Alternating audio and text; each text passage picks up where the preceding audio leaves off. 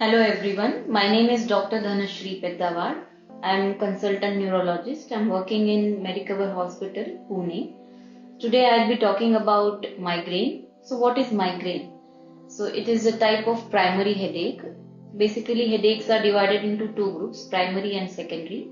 So in primary headache, what we see is there is no organic cause or there is no underlying cause for the headache. But in case of secondary headaches, patient will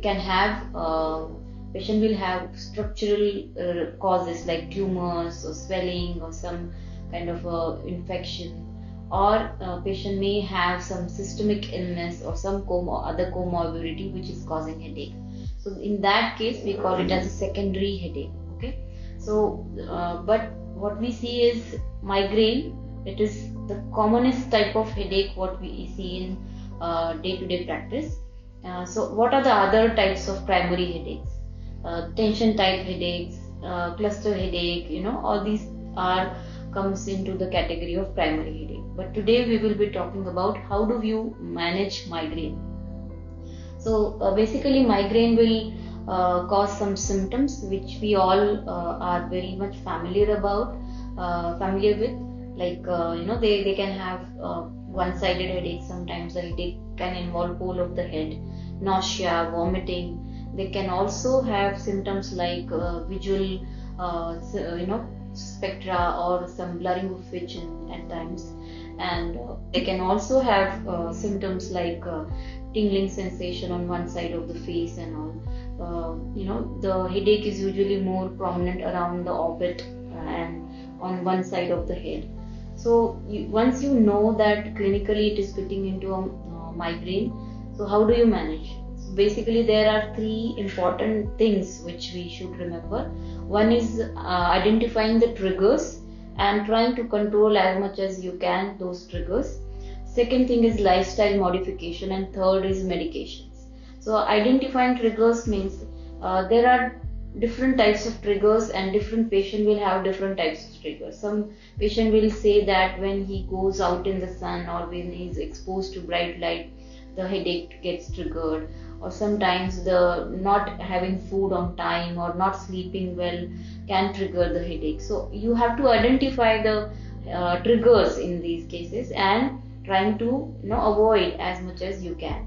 Then the second category is lifestyle modification. So again, it comes like the patient should sleep well, sleep on time, and the the amount of sleep he is sleeping is very important, and the when he is sleeping, the sleep deprivation, like usually we see nowadays late night you go to bed very late and then get up at late in the morning, so that can also trigger headache.